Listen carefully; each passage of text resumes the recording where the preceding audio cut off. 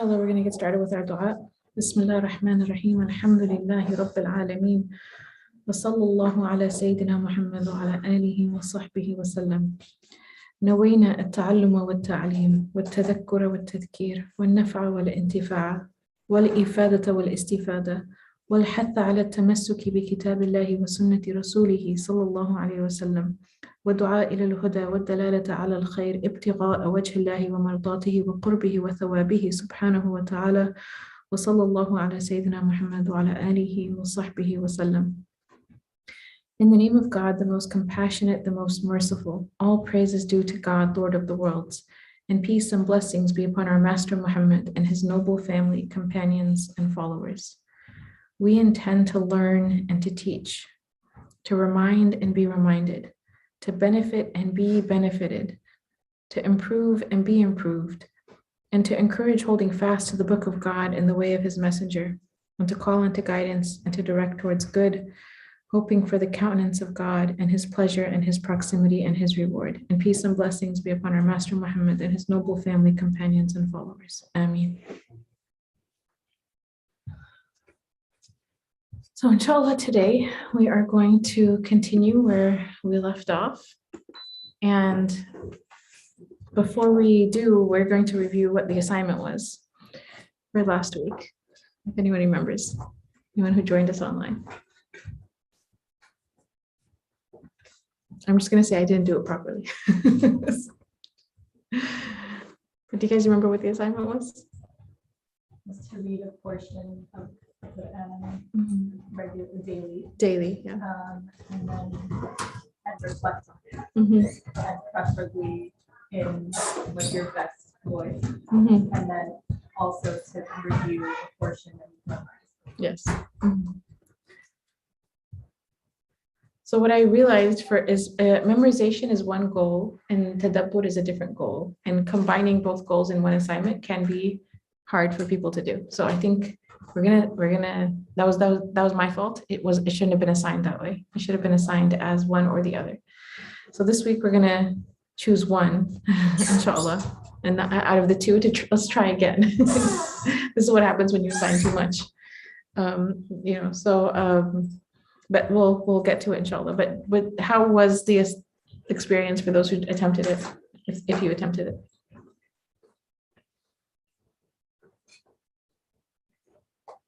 It was not attempted. I tried reading a page for the morning, so Uh-huh. that was what I put on. And what I did differently is I just tried to reflect on it more as much as I can. So I would read and I would sit for a couple minutes after. So I was sitting up around me right away. And then I split the memorization for like after Asr or before I slept. And I would read Juz'a Amma, and it was honestly so emotional because I remember like memorizing it when I was a lot younger. Oh, mashallah. So alhamdulillah, it was nice. Like it reminded me how we're held accountable for the Qur'an that we memorize, and we have to go back and read it. So. Alhamdulillah. Okay, yay, we got one person who did the assignment. That's wonderful. Any other thoughts or reflections? I realized that because for me, memorization is a lot harder than like sitting and reflecting. And so like I did the first part because I think I was like naturally choosing what was easier. And I think next week, inshallah, I want to like push myself a little bit more to do what's maybe not as easy. Okay, sounds good, mashallah. Mashallah. Any other thoughts or reflections from the assignment? Oh, a quick one. For me, something that stuck out, as you said, to like come to the Quran and like respect. Yeah. And so I think in the past I treated like a to-do list. And so I was like, just come in, just be with the Quran. Alhamdulillah. Alhamdulillah. That's beautiful. Thank you. Thank you all for sharing.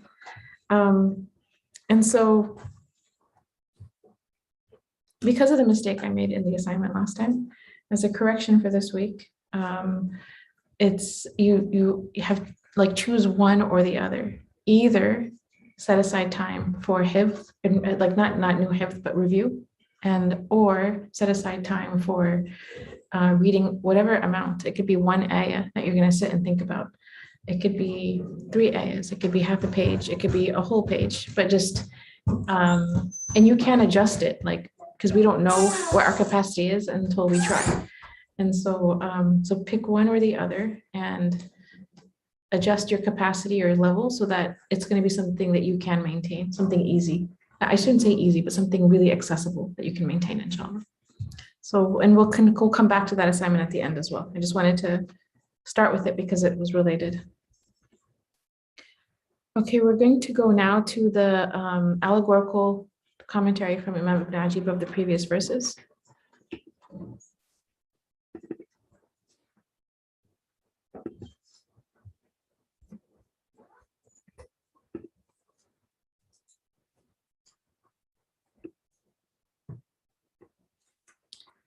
أعوذ بالله من الشيطان الرجيم بسم الله الرحمن الرحيم. O you who believe, reverence God, and let every soul consider what it has sent forth for the morrow, and reverence God. Truly God is aware of whatsoever you do.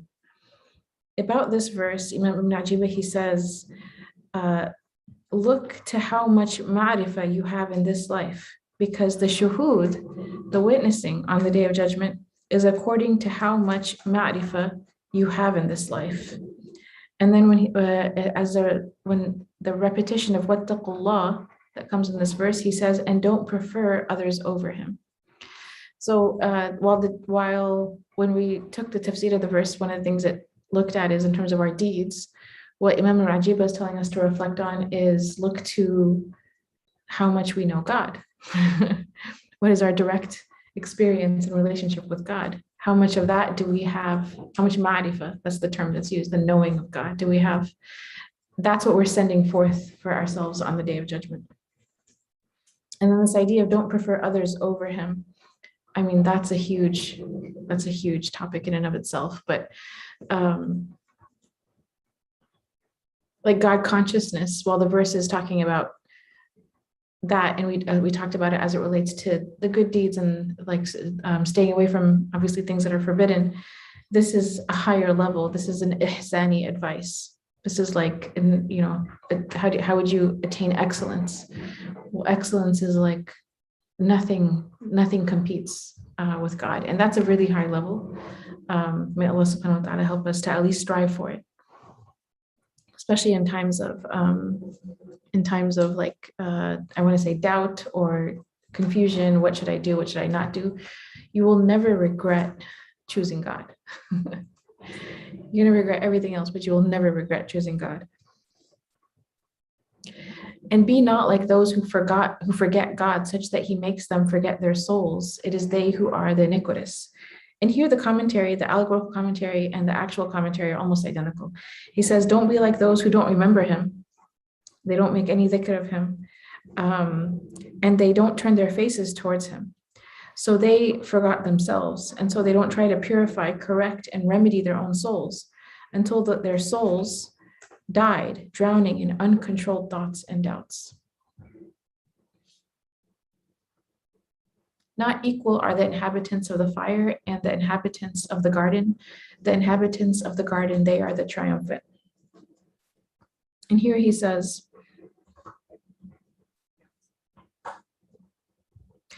that the people of the fire are the people who are cut off and veiled, and they are not the same as the people of the garden, the people who dwell in the gardens of ma'rifah, and ma'rifah again being knowing God, the gardens of direct experience of knowing God.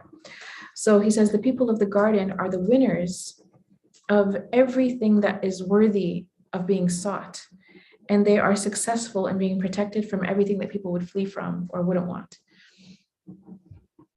The coffee machine. I thoroughly enjoy the smell of coffee, even when I'm not drinking it. It's like just the smell in the room is enough. But yeah, this is something that I think in terms of, I'm forgetting who said it. It stuck with me, the statement itself, that if the kings of the world knew the happiness that we have in our hearts when we worship God, they would come with their soldiers and swords and slay us so that they could attain what they have. Meaning like the bliss that they're in from knowing God and from being close to God, from worshiping God, is veiled from the people who are like maybe greedy when it comes to this world. But if they were to know that bliss, if they know that kind of bliss exists in the hearts, that kind of a bliss even exists in this world, they would come with their soldiers and their swords to kill people for it, just so that they could have it too. But they don't know that that exists.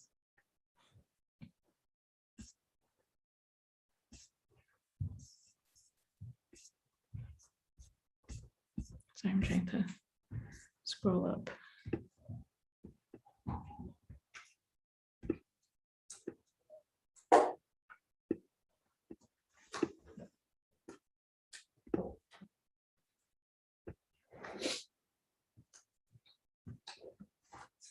Had we made this Quran descend upon a mountain, you would have seen it humbled, rent asunder by the fear of God. These are the parables we set forth for mankind, that haply they may reflect.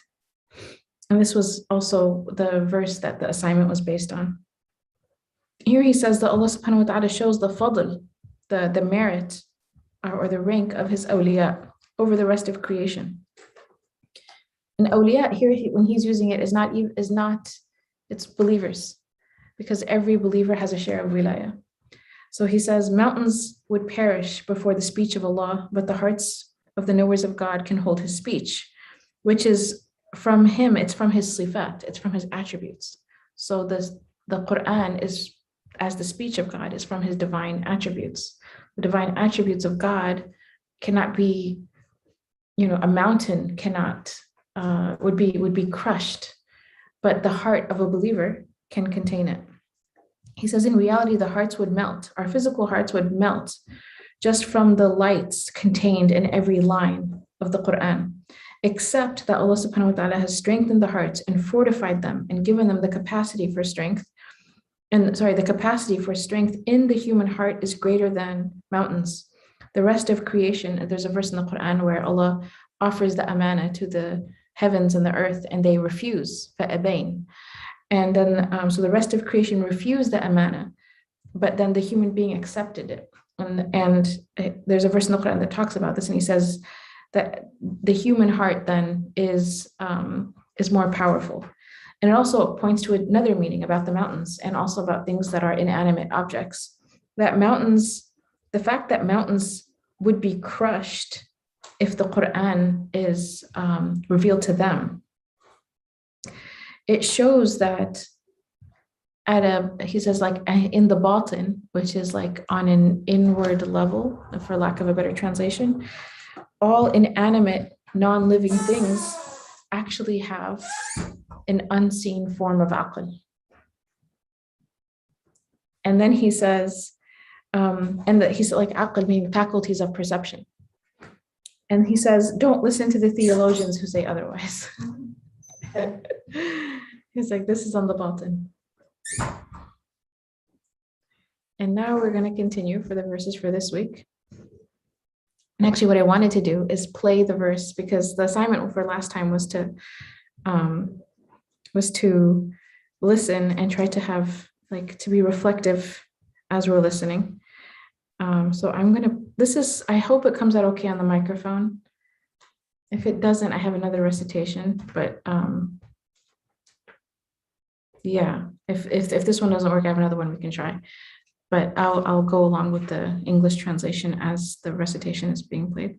It's very slow. I'd like give yourself just a heads up, 6 minutes for the last few verses, okay?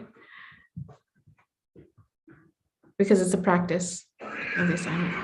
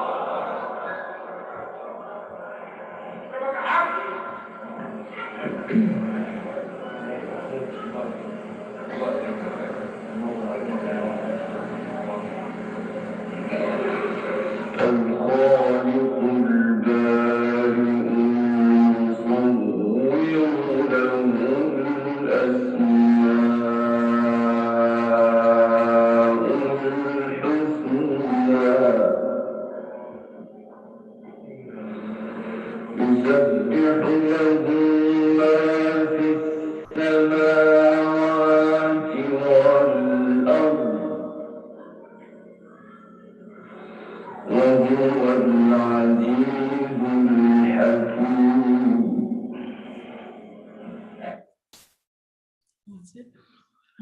Thank you guys for listening so well. Alhamdulillah. So one of the things about this style of recitation called mujawwad, and I think I might have mentioned it last week, but in the Muslim world, people will gather by the hundreds, if not like thousands, because the masajids are so big, and they'll have a reciter, and they have a special place for the reciter. It's like a reciter's box that's above everyone. And people will literally come just to listen to the Qur'an being recited that way. And the whole place is quiet, and it's like everyone's just listening, and they're just soaking in the words.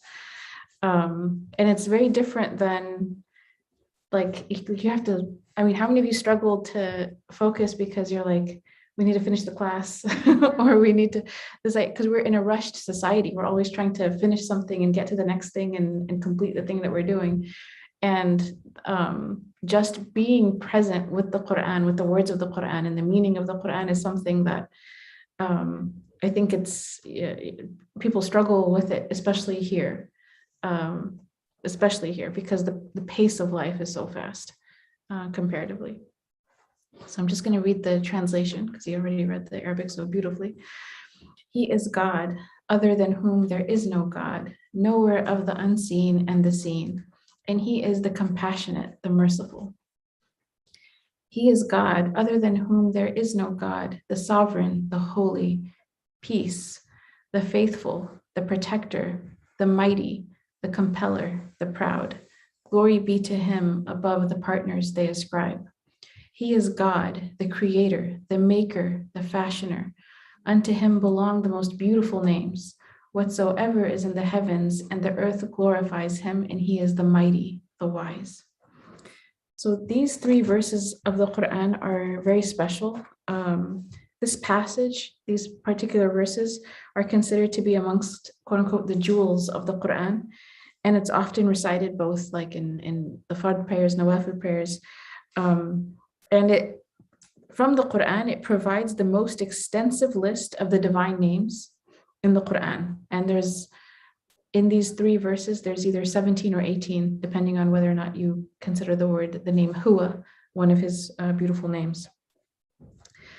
And the other thing that is mentioned here is that the names, they start out, it begins, and it begins with divine names that are pertaining to the divine essence. Okay. And then it goes and it continues until it's talking about divine attributes or divine qualities. So also there's many sayings that extol the recitation of the surah, and especially the last 3 verses.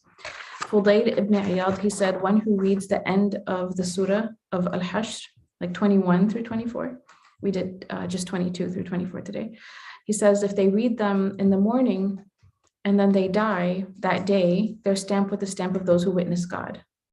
Translated as the shaheed. They have the translation. And then he says, one who reads it in the evening and then dies that night is also stamped with the stamp of those who witness God. And then there's other narrations about this as well, which I'm going to share. Well, let me go in order. So in the beginning of the verse, where he says, where it talks about Alimul Ghaiba wa Shahada. He is God, other la huwa Allahu. Let me get to the verse. Huwa Allahu alladhi la ilaha illahu alimul ghaiba wa shahada. Imam Ibn Ajiba, he says that Allah subhanahu wa ta'ala is knowing that which the senses do not have access to. They do not perceive. And that which is, he also knows that which is externally present. And essentially, there is no such thing as the unseen as it relates to God, because he sees everything. And so just because our senses don't have access to it doesn't mean that God does not see it. He is the all-seeing. Imam al-Wartaji, he says that Allah subhanahu wa ta'ala knows the hidden realities before they come into existence and after they come into existence. And his knowledge of the unseen is not increased by their outward manifestation, nor is his knowledge of the outward increased by them being hidden. So whereas for us, maybe an idea of something, we can imagine it. And then if we see that thing, our knowledge of that thing may increase because now we have a visible, obviously, manifestation of whatever we have imagined. This is not the case with Allah subhanahu wa ta'ala. Its physical existence does not increase his knowledge. Its physical absence does not increase his knowledge. His knowledge is all encompassing no matter what state that thing is. Also, Imam Ibn Ajiba, he mentions that the unseen realities that come before the seen, because the unseen precedes the seen. So notice how the verse says knower of the unseen and the seen. It doesn't say knower of the seen and the unseen. right? So it's often said the unseen comes before the seen anyways. Something is already part of his divine plan before it's manifested, as an example, right? Something is already part of, it's an al-lawh al-mahfuz before it comes to be in this world. So the unseen realities are mentioned, they come before the seen because the unseen actually precedes the seen. And then he also says that these verses, they connect the knowledge of God to al-ilm al-qadim, which is beginningless knowledge, which we can't even think of. What is beginningless knowledge? And as well as the world of which is present and that we do see, that which is mawjood. And if you have any questions, just ask Shaykh Fuad. This is my comment on all things related to Aqidah. Alhamdulillah.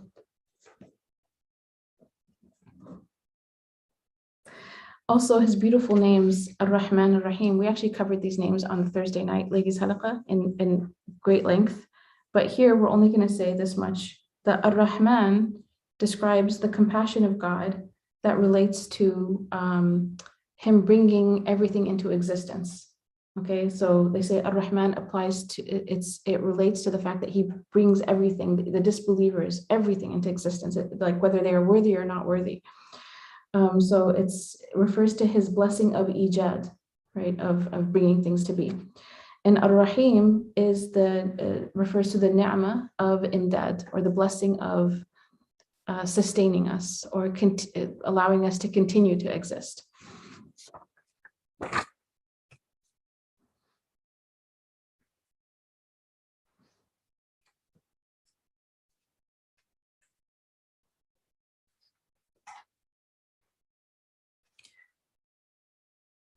The name Allah, God, is referred to as the all-comprehensive name, al-ism al-jami', because it is said to comprise all the particular qualities that each of the other names convey. It is also the most specific of the names, since it cannot be used to describe any other being other than God. He also mentions, Imam Ibn Ajib, he's repeating it, but the knower of the unseen and the seen indicates that God knows all that is hidden and all that is manifest on all levels of reality in both this world and the hereafter. It can also mean that God knows all things before they become manifest in external existence when they are unseen, and after they come into external existence when they can be seen. Now, one of the things that that I wanted to also emphasize about this was, I'm trying to find it on my page.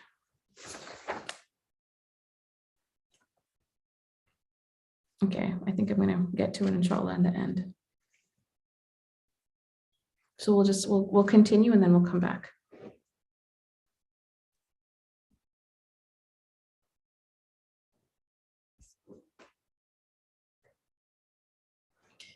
He is God other than whom there is no God, the sovereign, the holy. The translation here as peace for his name, as-salam. There's other translations I like better.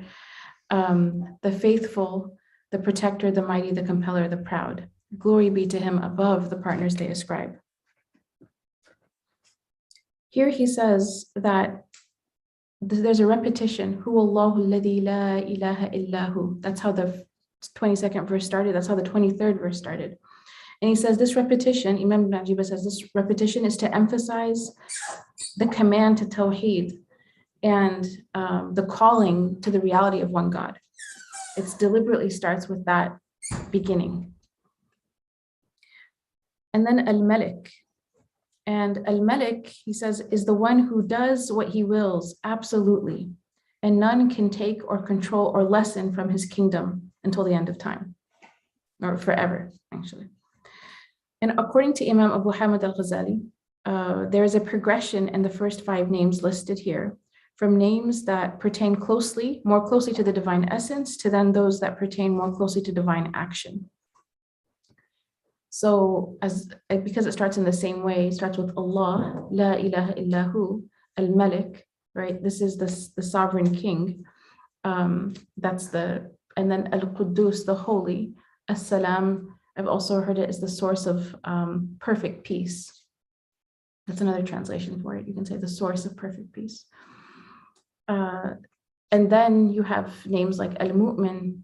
We're going to talk about the meaning of Al-Mu'min and Al-Muhaymin, but they begin to describe his attributes, and whereas the first names are describing his divine essence.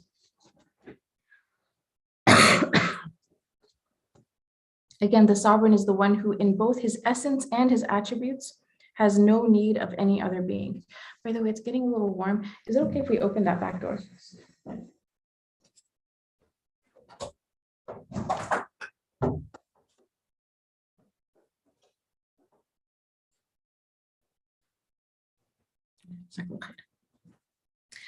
So the sovereign is the one who both in his essence and his attributes has no need of any other being, while all other beings are in need of him. Al-Quddus is the holy. The holy is the one who transcends utterly any quality that one might attribute to him, thus indicating that his perfection is beyond human conception. Imam Ibn Ajiba, he also says about Al-Quddus that all imperfection, there's no quality of imperfection that can apply to God. There's no naqs, there's no shortcoming. His perfection is beyond all that we can imagine. This is Al-Quddus. And then the name, he translates here peace, but I've seen it translated as the source of perfect peace, which indicates a being that again is flawless, beyond all imperfections, and untarnished by any evil or inner contradiction. According to a tradition, some of the companions used to try to pray for peace upon God. And the Prophet Muhammad ﷺ corrected them, and he said, no, God himself is as-salam. So you can't pray for, he's the source of perfect peace. So you don't pray for peace on the source of perfect peace. He's the source of it in the first place. Imam Ibn Ajiba, he says, as-salam refers to one who is completely sound or secure from every shortcoming, and as well as the one who safeguards his creation from his oppression, right? Because Allah subhanahu wa ta'ala, in a tradition, he forbade oppression upon himself. So he safeguards his creation from oppression. Or he is the giver of security to his intimate friends, his awliya, on the day of judgment. And again, this idea of salam referring to both a soundness of perfection as well as security and safety. And some of these meanings are intertwined. The faithful, al-mu'min, translates as, and when you say mu'min, and for us, what does it mean? It means like a believer, right? Like a Muslim, al-mu'minin is the believers. But when it's as a name of God, it refers to the one who provides all safety and security from the root amn or amina, right? And so he's the giver of peace and safety from his own punishment to the ones who obey him. He's also the one who accepts the truth of his servants when they believe in Tawheed. The word that's used in Arabic is al-musaddiq. So it's almost like he certifies this one's a believer. Also, he's the one who also certifies, for lack of a better word in English, the prophets and the ways for other people. And how does he do that? By giving them miracles. He gives them the proofs that then mankind can recognize them to be prophets. And this all comes from the name al-mu'min. Al-muhaymin actually comes from the same root, but the hamza turns into a ha on the wazn, for those who know Arabic, of mufay'al. Did you get that? Okay. So for those who care, we have a whiteboard. So there's something, Arabic roots are on a form, right? So there's fa'ala, right? So fa'ala with the word, with the root would be amana or amina. And then if you turn that into, and that just means to believe, right? Or to be safe, actually, to be safe. And so then mufay'al would be, you take the fa of the word, and here it's a hamza, and it turns into a ha, a soft ha, because of the thiqal, or because of, it's hard to say it any other way.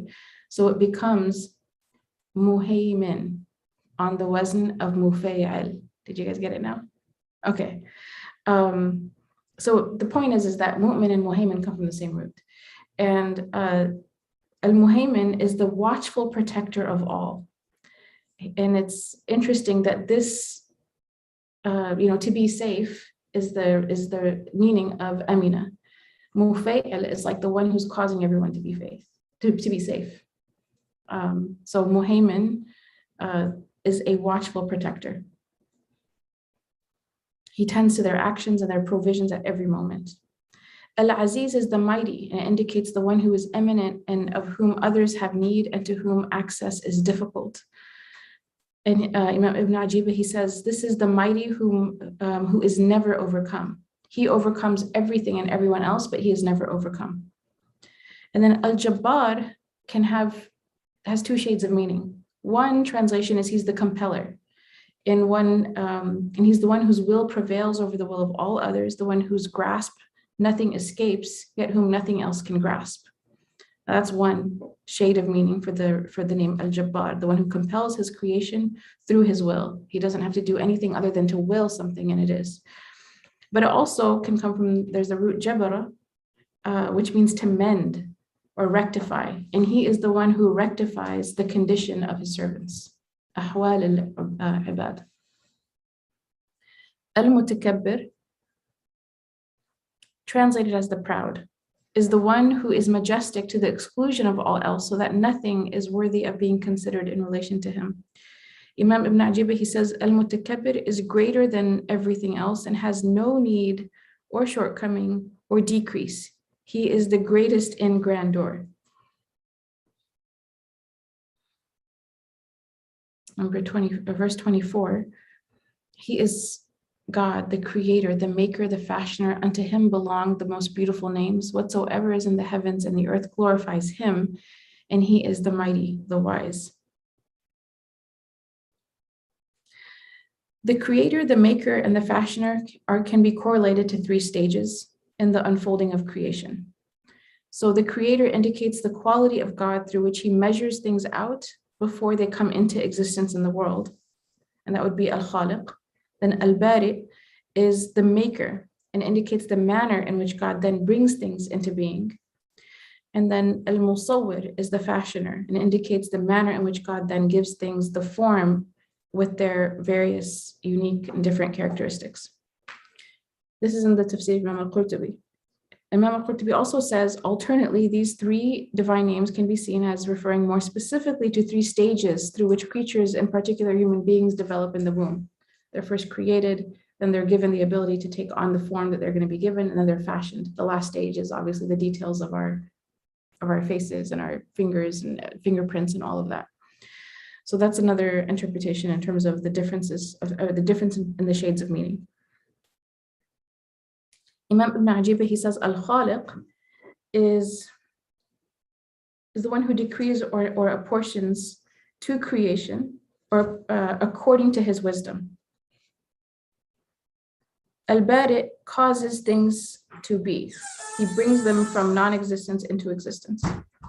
Al-Musawwir is the one who causes their image and their form in the way that he wills.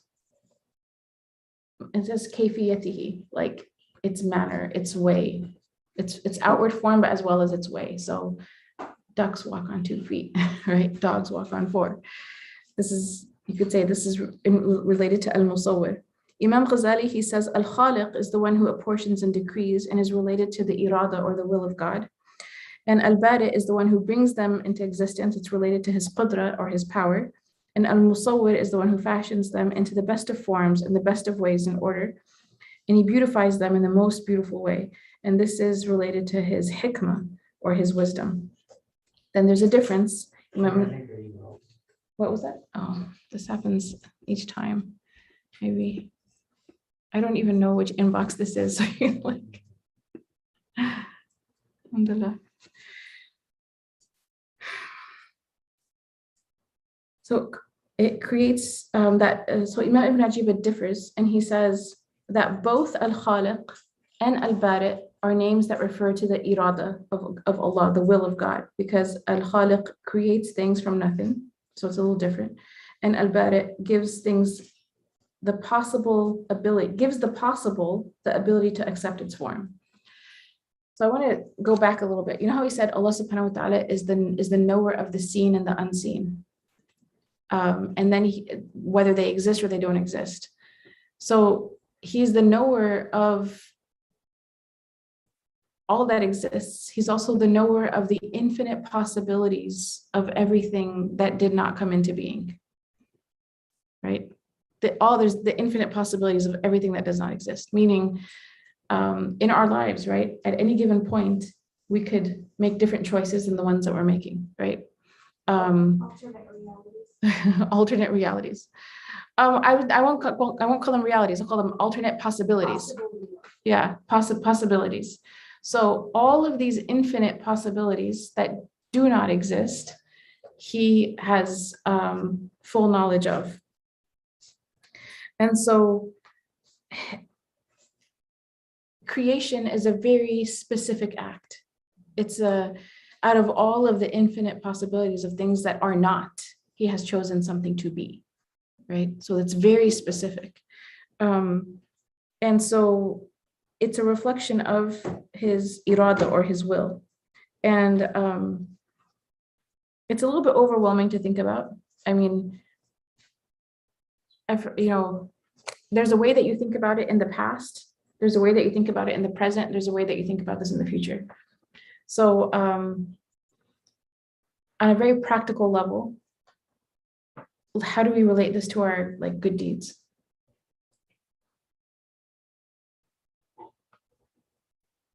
Like when you do something good, how do you think about that?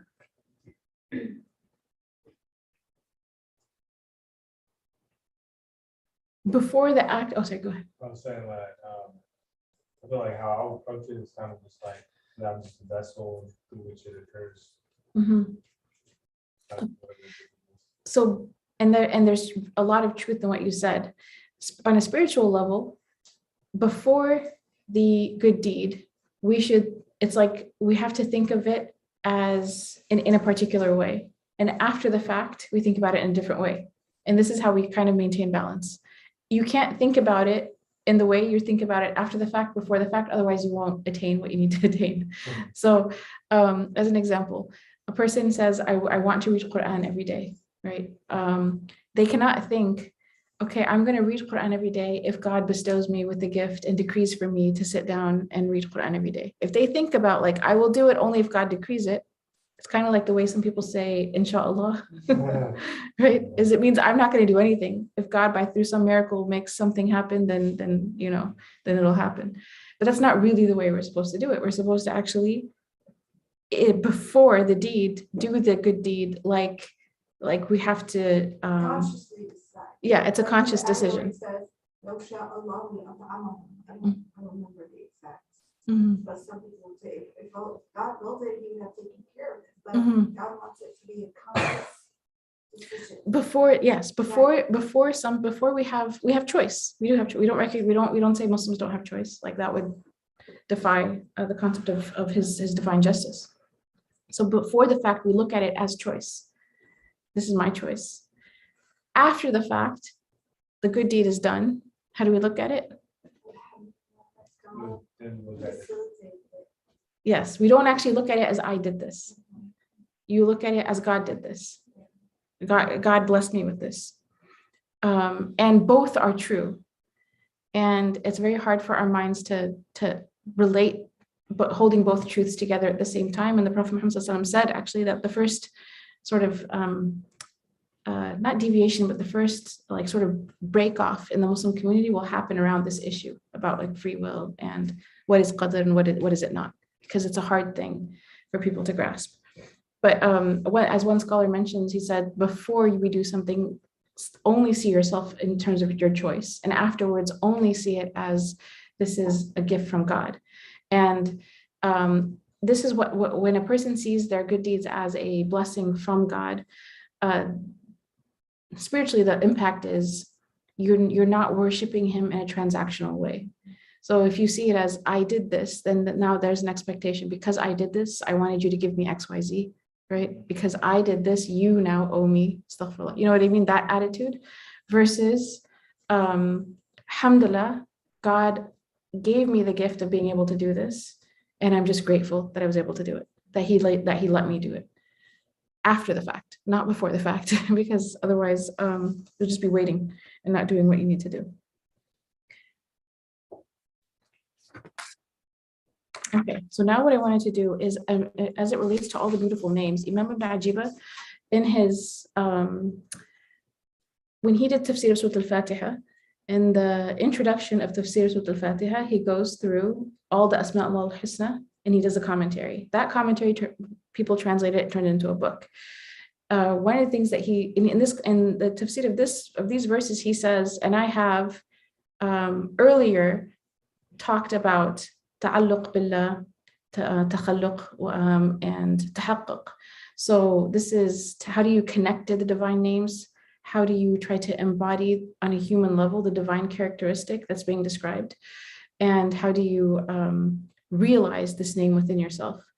And what I was going to mention here, ta'alluq usually has to do with calling upon God. The way that we connect to God through his beautiful names is by calling upon him through those names when we need a particular need that's related to that name.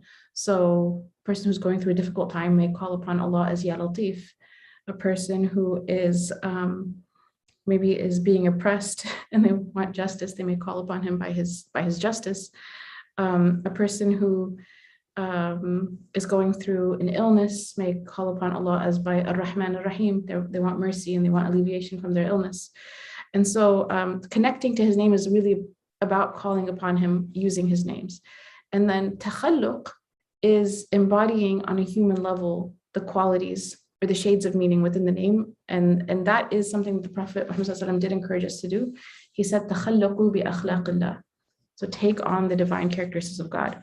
God is not like anything, but we can be like God. Does that make sense? So Allah, there's a difference of opinion that the name Allah, Shaykh Ahmed Zarruq says, there's no such thing as takhalluq by this name because it's the name of God. And there's no such thing as anyone taking on a divine characteristic, which is divine, which is, he is God. Imam Ibn Ajiba, he says, there is a way.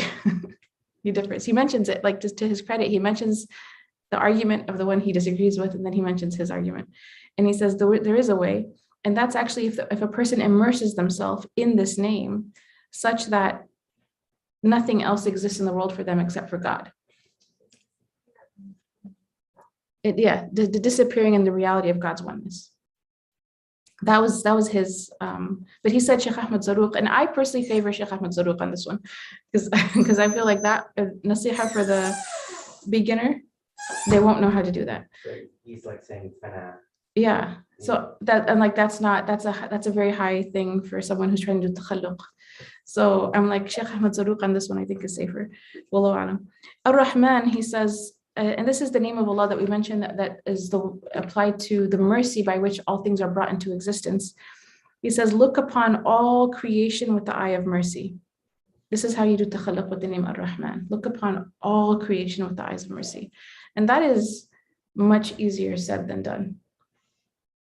But we won't get into the discussion for time, but that's the way that when someone does takhalluq with the beautiful name Ar-Rahman. Ar-Rahim, he says, is providing relief to the poor, assisting those who are in need, treating Allah's creation with gentleness, whether they are obedient or sinful, religious or not. And he says, to do this as a show of gratitude to Allah for the favors that he has given you. And by doing this, you are opening yourself up, he says, to the gentle breezes of God.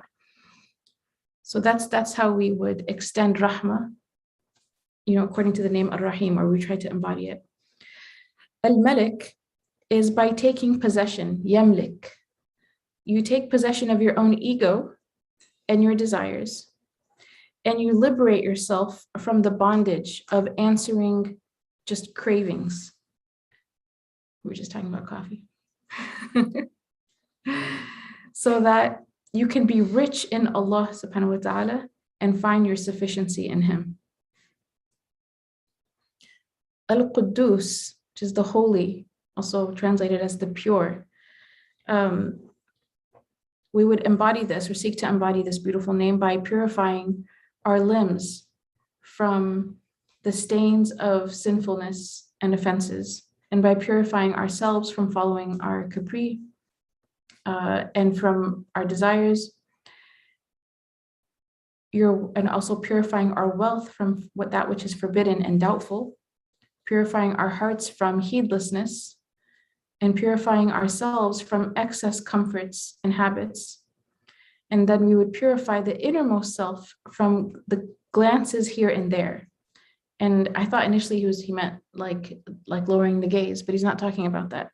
He's saying purify the innermost self such that the person from the glances here and there, because they're taking notice of others besides Allah.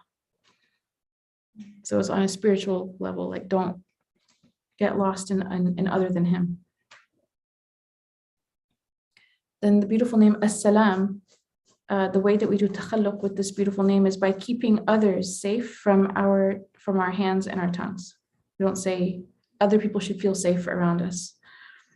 Al-Mu'min is through trustworthiness, and that trustworthiness is so great, and that the faith in the person is so powerful that no doubts or illusions mixes with the heart, and all creation would feel safe from you. Al-Muhaymin, he says, is to be a guardian over yourself, taking yourself into account with watchful vigilance, and knowing that nothing is hidden from Allah. Al-Aziz, he says, honor comes by placing our aspirations or our ambitions beyond the domain of creation. In Ibn Ata'Allah, he said, if you want a glory that does not vanish, then do not exult in a glory that vanishes.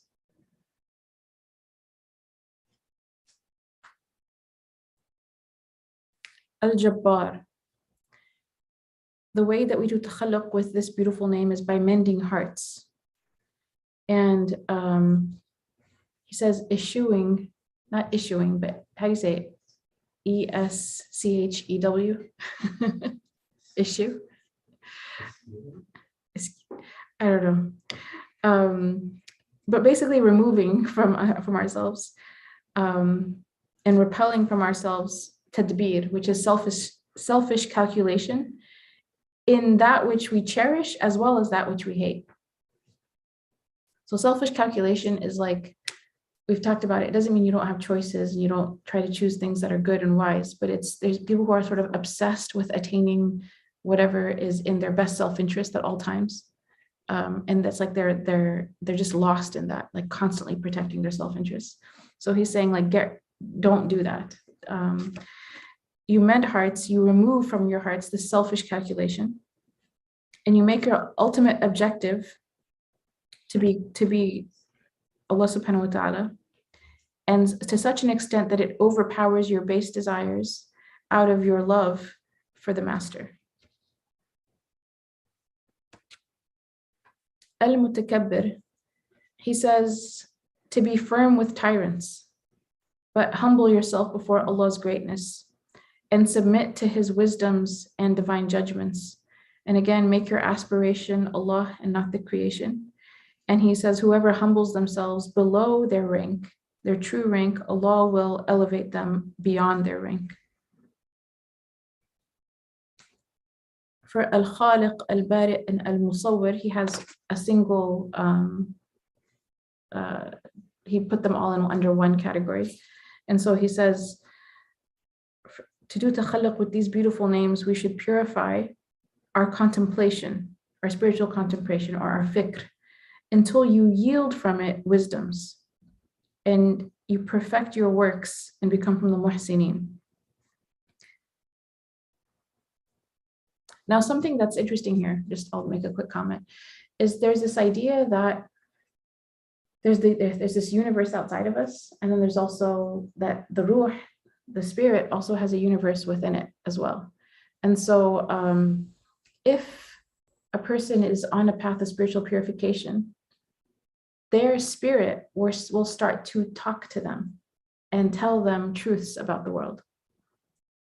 And so that's what he's saying. He's saying to purify yourself so that you can yield from your own soul wisdoms.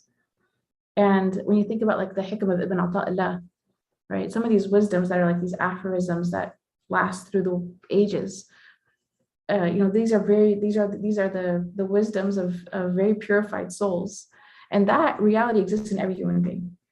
The soul, the human spirit has that capacity. And it's sins that sort of blocks us off from the wisdom of our own souls. I think it's said that, I just recently heard this, that if someone were to practice basically like just their speech, were to be very watchful over their speech for 40 days, to the extent that they don't say something that's wrong or disliked, and they don't hear something that's wrong or disliked, that their soul will actually start to talk to them, telling them, these truths, and that when they speak, they will only speak in wisdoms. So that was, I don't know if you guys have seen the book, Agenda to Change Our Condition, by Imam Zaid Shakir and Shaykh Hamza Yusuf, but there's a section in there about like controlling, like every habit, every inroad to the heart, like there's a practice of trying to train it for 40 days. And I spoke to someone who attempted this, and they said the most they could do was 7, and then they gave up because it was too hard. But for 40 days. But I spoke to someone who's a sheikh, like, and they said I could do it for only 7 days. So, or I should say an ustad. I don't know. I imagine there's benefit in khalwa as long as, again, he says, purify your fikra. So as long as the speech is one thing to control, to purify thought is actually much harder, like a lot harder. So when he's talking about purifying your contemplation, that's that for these names, al-khaliq, al-bari', al-musawwir, your fikr. So it's like it's a level above even just speech, like purify the thoughts that are occurring into your mind, and then your soul will start to speak to you. Al-Aziz we covered before, and Al-Hakim, the way we do takhalluq with the beautiful name Al-Hakim is to seek and follow wisdom in our statements and our actions and in all our affairs. And I laughed actually when I read this, because I thought, if you were to ask most people, like, what would the wise thing to do in this scenario be? Like, stop and think about what would actually be the wise way to handle this. If they stop, they would actually be able to think of what would be a better way. What would be a wise way to handle the situation? If that was the question posed to them, they could actually come up with the answer. I think most people could, but most people don't act in accordance with the intention to act wisely, or to, so that's that was the nasiha here for takhalluq, is to like seek and follow wisdom in your statements, your actions, and all your affairs. May Allah subhanahu wa ta'ala help us. I mentioned this entire list. If there's something that in particular struck you, you can consider that as part of your assignment, or something doable, I want to say, for yourself. I mentioned many. It's not technically, you're never supposed to do like 20 at once. You would just do one for a period of time before you would try to do another one. But if there's anything here in particular that I read that you're like, oh, that sounds something that I want to do, or it's accessible to me, then feel free, obviously, to include that, inshallah. And now I'm going to read some of the traditions around the last portion of Surah Al Hashr. So there's a narration, as a hadith narrated by Abu Hurairah radiallahu anhu, and it's actually starts out very beautifully. He says, "Sa'altu Habibi Rasulullah." He said, I asked my beloved, the Messenger of Allah, an Ismul A'zam, on what is the greatest of names. And he says, فقال, and he said, عليك بآخر الحشر, like you should read the end of Surah Al Hashr. فأكثر قراءته, so increase in your reading of it. So then he says, I repeated my question, and he repeated this answer. So I repeated my question, and he repeated this answer. Because the end of Surah Al Hashr has how many beautiful divine names, right? 17. Yeah, so the Prophet ﷺ is encouraging him to read the end, meaning the divine name will be found amongst these last three verses, but he's not telling him which one is that one in this particular tradition. And another hadith, and this hadith is considered weak, but it's narrated in in At-Tirmidhi, Imam Ibn Ajib includes it in his tafsir. And it's very similar to the one I read earlier, which was that whoever in the daytime, they say, A'udhu billahi as-sami'ul alim min ash-shaytan ar-rajim, 3 times, and then they follow it with the recitation of these 3 ayahs, then Allah subhanahu wa ta'ala sends 70,000 angels to pray on them or pray for them until the night. And if they die that day, they die as a shaheed. If they do this, if they recite it at nighttime, then the same thing, they achieve the same rank. This is considered a weak hadith. But the one I read earlier is very similar to this. And the fact that it's been narrated, some version of this has been narrated in more than one way, it's something that we can still share and take benefit from. There's a story that's also related by Al-Khatib al-Baghdadi in his Tarikh al-Baghdad, where Abdullah bin Mas'ud, he is reading Surah Al Hashr. And when he gets to the end, the Prophet Muhammad says, put your hand on your head. And so he says, why? And the Prophet Muhammad says, I was reading, when you think about Sanad, okay, I was reading it to Jibreel alayhi salam, and he told me to put my hand on my head when I got to the end. So then I asked him why. So then Jibreel said, when Allah opened the Quran, when he finished at the end of Surah Al Hashr, he told the angels to put their hands on their heads. And they asked our Lord, why do we do that? And he answered, because it is shifa from every from every illness, except for poison. And again, Imam Najiba, he says, my Shaykh al-Faqih al-Junawi, he mentions that this narration is a weak hadith. And a person may do this for themselves alone, but they should leave doing this when with other people or in front of other people, so that they don't begin to believe that it's mandub or wajib. So this is like the benefit of the weak hadith, is you can act by it by yourself, but you don't do this in a group setting such that people then think this is a pillar or a part of the religion. Does that make sense? So those are, that is the tafsir, I believe, for this week. And unfortunately, even though I planned to prepare more, I could have actually done the allegorical commentary on these verses as well, and I didn't because I was afraid I'd run out of time. Alhamdulillah, it looks like I have not run out of time. I think we can close here unless anyone has thoughts or questions. At the retreat, these are the verses he read. Oh, mashallah. Oh, there was one thing I was going to have us do. Alhamdulillah, we have time for it. Okay. So you remember the assignment, which was the one that we didn't do because I assigned too much, which was to actually just like listen to the Quran with contemplation. I wanted just for this surah, such a beautiful surah, to play a much shorter and faster recitation, not the 6-minute one, and go through the verses as we're listening to it, because with the intention to just contemplate again on the meaning. And this is, alhamdulillah, this is not, this won't take a very long time. But it's also one of my favorite reciters.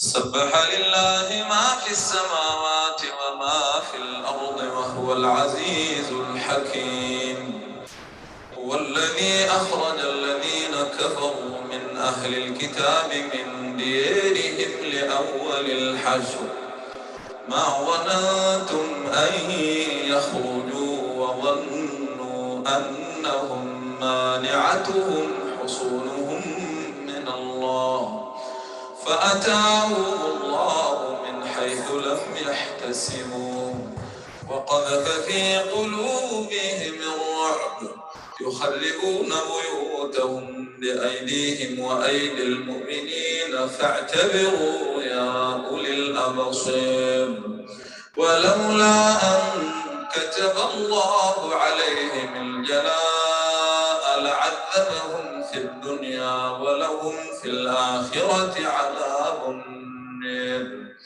ذلك بأنهم شاقوا الله ورسوله ومن يشاق الله فإن الله شديد العقاب. ما قطعتم من ليلة أو تركتموها قائمة على أصولها فبإذن الله وليخزي الفاسقين. وما أفاء الله على رسوله منهم فما أوجفتم عليه من خيل ولا ركاب ولكن الله يسلط رسله على من يشاء والله على كل شيء قدير. ما أفاء الله على رسوله من أهل القرى فلله وللرسول ولذي القربى واليتامى والمساكين وابن السبيل كي لا يكون دولة بين الأغنياء منكم. وما آتاكم الرسول فخذوه وما نهاكم عنه فانتهوا واتقوا الله إن الله شديد العقاب. للفقراء المهاجرين الذين أخرجوا من ديرهم وأموالهم يبتغون فضلا من الله ورضوانا وينصرون الله ورسوله أولئك هم الصادقون. والذين تبوأوا الدار والإيمان من قبلهم يحبون من هاجر إليهم ولا يجدون في صدورهم حاجة مما أوتوا ويؤثرون على أنفسهم ولو كان بهم خصاصة ومن يوق شح نفسه فأولئك هم المفلحون.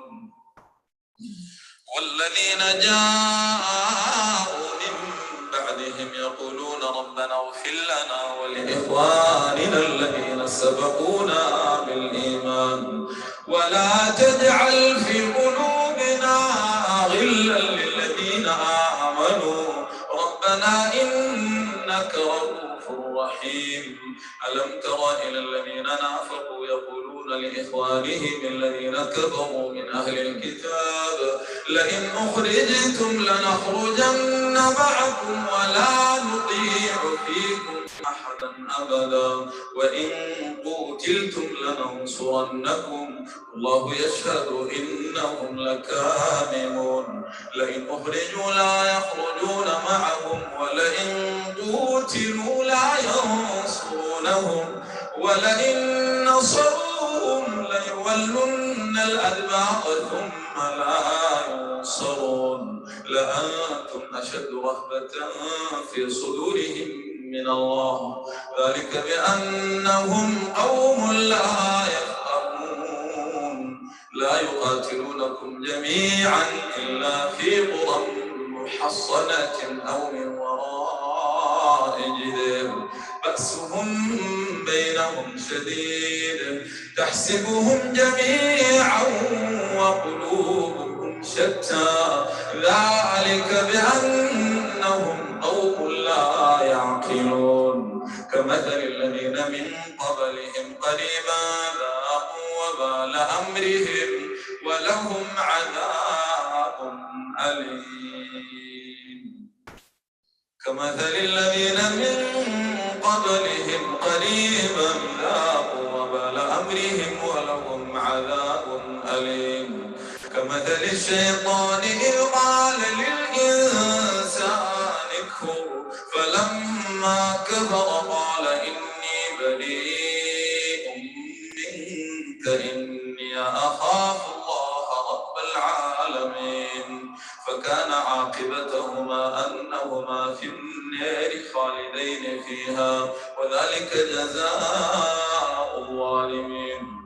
يا أيها الذين آمنوا اتقوا الله ولتنظر نفس ما قدمت لغد واتقوا الله إن الله خبير بما تعملون. ولا تكونوا كالذين نسوا الله فأنساهم أنفسهم أولئك هم الفاسقون. لا يستوي أصحاب النار وأصحاب الجنة أصحاب الجنة هم الفائزون. لو أنزلنا هذا القرآن على جبل لرأيته خاشعا متصدعا من خشية الله. وتلك الأمثال نضربها للناس لعلهم يتفكرون.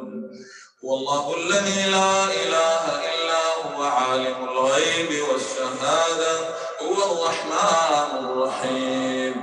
هو الله الذي لا إله إلا هو الملك القدوس السلام المؤمن المهيمن العزيز الجبار المتكبر. سبحان الله عما يشركون.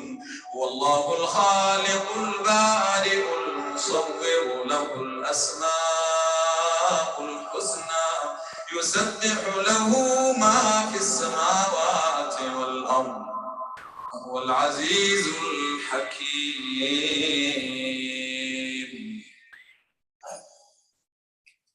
Is that a different qira'ah? Yeah, I think it was either, I don't know the qira'at very well, but it sounded like it could have been either Warsh or Qalun. Yeah, because he has a lot of imam.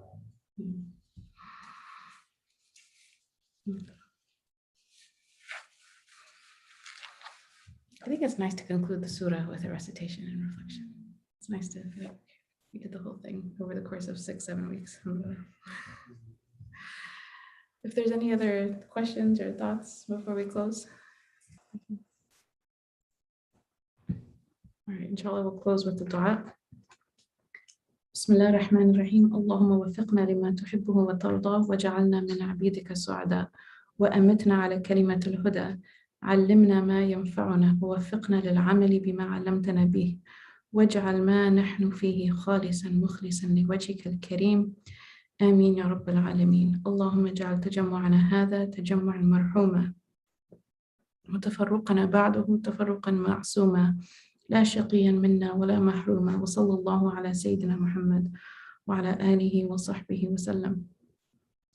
O God, give us success to attain what you love and are pleased with.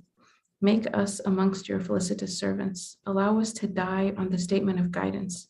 Teach us what will benefit us and give us the success to act upon what you have taught us. Make that in which we are engaged pure and devoted to your noble face. Ameen, O Lord of the worlds.